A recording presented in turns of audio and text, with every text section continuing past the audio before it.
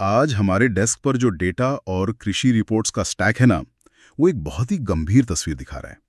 मतलब अक्सर शहरों में जब बारिश होती है तो हम लोग बस खिड़की से बाहर देखते हैं, चाय पीते हैं और मजे लेते हैं। हाँ बिल्कुल, एक सुहाना मौसम बन जाता है। लेकिन इन मौसम विज्ञान की चेतावनियों को गहराई से देखने के बाद ना एक बात साफ हो जाती है। जो बादल शहरा में राहत ला रहे हैं, वही बादल इस वक्त पंजाब के विशाल खेतों के लिए एक बहुत खौफनाक तबाही का संकेत बन गए हैं। भारतीय मौसम विज्ञान विभाग ने पंजाब के लिए ऑरेंज अलर्ट जारी किया है। Orange alert. तो आज के हमारे इस डीप डाइव का मकसद सिर्फ मौसम की खबर पढ़ना नहीं है। हमें इन स्रोतों के जरिए ये समझना है कि कैसे हवा का एक झोंका, मिट्टी की थोड़ी सी नमी और सरकारी खरीद के नियम, ये सब मिलकर एक पूरे राज्य की अर्थव्यवस्था को संकट में डाल देते हैं। देखिए, इस डेटा को अगर हम थोड़ा तकनीकी नजरिए से देखें ना, तो ऑरेंज अलर्ट का असली मतलब समझना बहुत जरूरी है। ये महज भारी बारिश की सूचना नहीं है। मौसम विज्ञान के प्रोटोकॉल में इसका सीधा सा अर्थ होता है बी प्रिपेयर्ड या उच्च स्तर की तैयारी। मतलब हालात अब सामान्य नियंत्रण में नहीं है। बिल्कुल, ये इस बात का स्पष्ट संकेत है कि मौसम अब नियंत्रण से बाहर जा रहा है और इसका सीधा असर बुनियादी ढांचे और हमारी अर्थव्यवस्था पर पड़ने वाला है। और सबसे बुरी बात यह है कि इस वक्त पंजाब में गेहूं की फसल पूरी तरह पककर तैयार है। हाँ बिल्कुल, कटाई का समय है जी, और ठीक इसी समय ऐसा अलर्ट आना कृषि क्षेत्र के लिए किसी बुरे सपने से कम नहीं है। आप सही कह रही हैं। और हमारी रिपोर्ट्स में ना इस खराब स्थिति के पीछे एक खास मौसम प्रणाली का जिक्र बार बार हो रहा है। एक नए पश्चिमी विक्षोभ, जिसे वेस्टर्न डिस्टर्बेंस कहते हैं, और एक चक्रवाती परिसंचरण का टकराव। सामान्य तौर पर तो ये सर्दियों में आते हैं ना, भूमध्य सागर से नमी लेकर आते हैं, जो शुरुआती फसल के लिए काफी फायदेमंद भी होती है। लेकिन अप्रैल के महीने में इसका आना, और वो भी 60 किलोमीटर प्रति घंटे की रफ्तार वाली तेज हवाओं के साथ, ये तो पूरा परिदृश्य ही बदल देता है। क्या इस वक्त हवा के पैटर्न में कुछ अजीब हो रहा है? असल में अप्रैल में पश्चिमी विक्षोभ का आना अपने आप में उतना असामान्य नहीं है, लेकिन जिस तीव्रता के साथ ये आ रहा है वो जरूर असामान्य है। होता क्या है कि भूमध्य सागर से उठने वाली ये ठंडी और नमी वाली हवाएं जब भारतीय उपमहाद्वीप में प्रवेश करती हैं तो यहाँ के बढ़ते तापमान से सीधे टकराती हैं। अच्छा, क्योंकि अप्रैल में तो जमीन काफी गर्म हो चुकी होती है। बिल्कुल, और जब ये ठंडी हवा नीचे की गर्म हवा से मिलती है तो एक बहुत ही तीव्र चक्रवाती परिसंचरण या साइक्लोनिक सर्कुलेशन पैदा होता है। गर्म हवा बहुत तेजी से ऊपर उठती है और ठंडी हवा उसकी जगह लेने के लिए तेजी से नीचे आती है। तो इसी वजह से वो 60 किलोमीटर प्रति घंटे वाली तूफानी हवाएं बनती हैं। हाँ, यही वो भौतिक प्रक्रिया है, और इसी तापमान के भारी अंतर की वजह से ओलावृष्टि यानी ओले गिरने का खतरा भी बहुत ज्यादा बढ़ जाता है।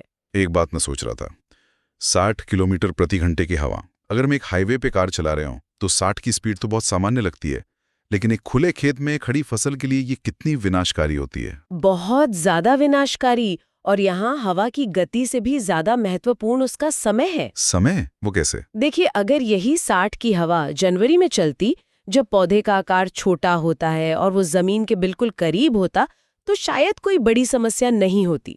समझ गया। लेकिन कृषि विशेषज्ञों की रिपोर्ट साफ बताती है कि इस वक्त पौधा अपने जीवन चक्र के सबसे नाजुक मोड़ पर है। उसके ऊपरी हिस्से में जो बालियां हैं वो अनाज से पूरी तरह भरी हुई है। उनका वजन अपने चरम पर है। तो मतलब सारा वजन सबसे ऊपर है। ऐसे देखें जैसे किसी लंबी और पतली छड़ी के बिल्कुल ऊपरी सिरे पर कोई भारी वजन बांध दिया गया हो। जब पौधा परिपक्व होता है ना, तो उसका जो सेंटर ऑफ ग्रेविटी है वो बहुत ऊपर शिफ्ट हो जाता है। बाप रे!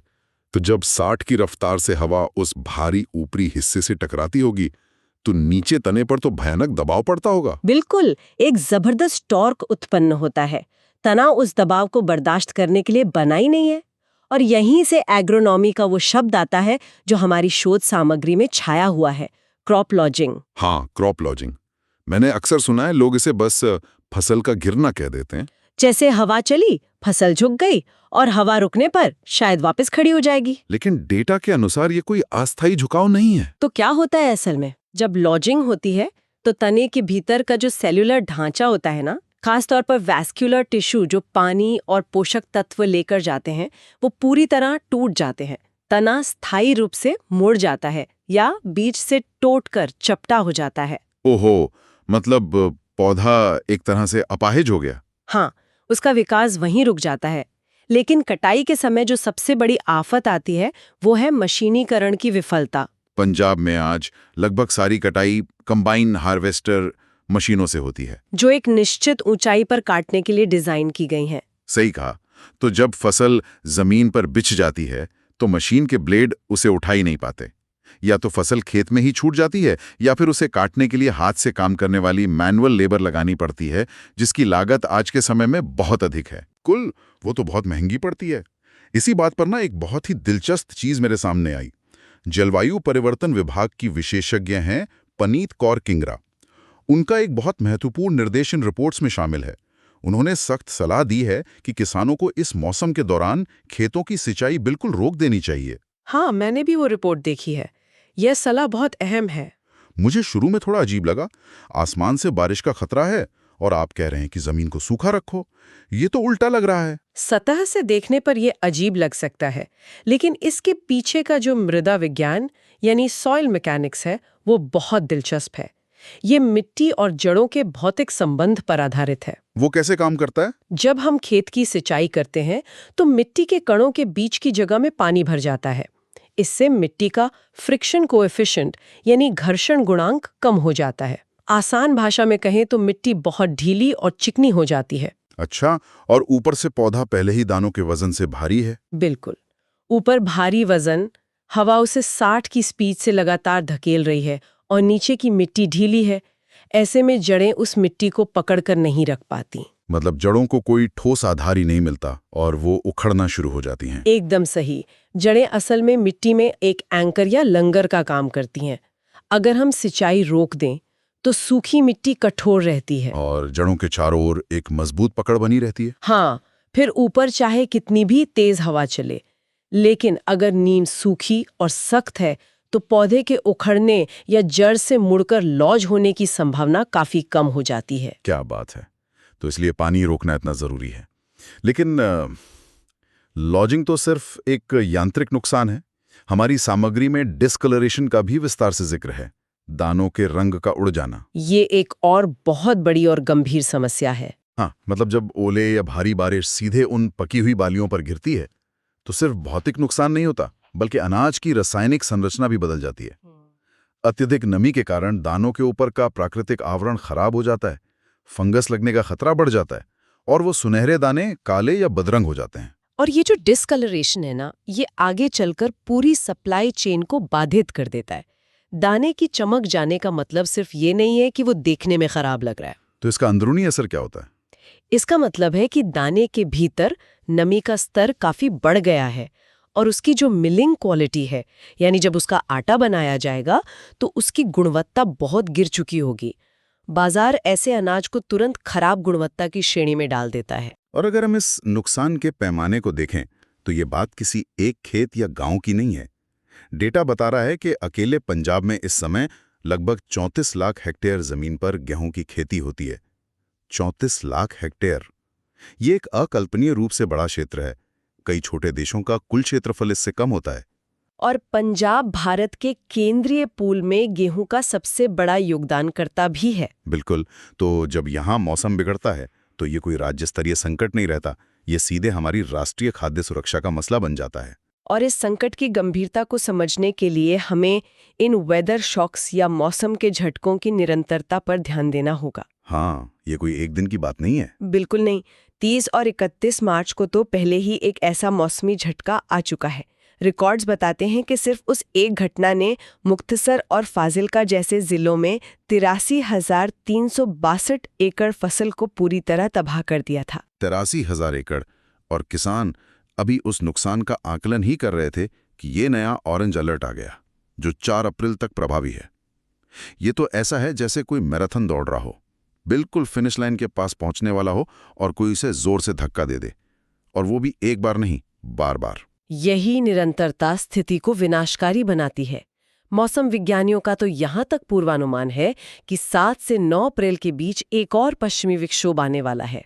बाप रे, मतलब सिस्टम रिकवर होने की कोशिश कर रहा है और उसे बार बार क्रैश किया जा रहा है। जी, जब एक ही फसल चक्र में ऐसे बैक टू बैक झटके लगते हैं तो मिट्टी को सूखने का बिल्कुल समय नहीं मिलता और पौधों को रिकवर होने का मौका नहीं मिलता। जो फसल पहले झटके में मान लीजिए 20 डिग्री तक झुकी थी, वो दूसरे झटके में पूरी तरह जमीन पर लेट जाती है। इसे शायद कंपाउंडिंग डैमेज कहेंगे, है ना, जहां हर अगला तूफान पिछले वाले से ज्यादा नुकसान करता है, भले ही हवा की रफ्तार पहले से कमी क्यों ना हो। एकदम सही कहा। और यहीं से ये पूरा भौतिक नुकसान खेतों से निकलकर एक बहुत ही जटिल आर्थिक चक्रव्यूह में बदल जाता है। अगर हम अर्थव्यवस्था से जुड़े आंकड़े देखें तो 1 अप्रैल से सरकारी खरीद प्रक्रिया आधिकारिक रूप से शुरू हो चुकी है। और पंजाब का लक्ष्य भी बहुत बड़ा रखा गया है। हाँ, 122 लाख मीट्रिक टन गेहूं खरीदने का लक्ष्य है। न्यूनतम समर्थन मूल्य यानी MSP 2585 रुपए प्रति क्विंटल तय किया गया है। और तो और रिजर्व बैंक द्वारा अप्रैल के लिए 30,973 करोड़ रुपए की नकद ऋण सीमा या कैश क्रेडिट लिमिट भी आवंटित कर दी गई है। सुनने में तो लगता है कि सरकार की पूरी तैयारी है। वही तो, सतह से देखो तो लगता है पैसे भी हैं और टारगेट भी। तो फिर दिक्कत कहाँ आ रही है? दिक्कत उस 30,000 करोड़ रुपए के सिस्टम में काम करने के तरीके में है। ये कैश क्रेडिट लिमिट कोई मुफ्त बांटी जाने वाली राहत राशि नहीं है।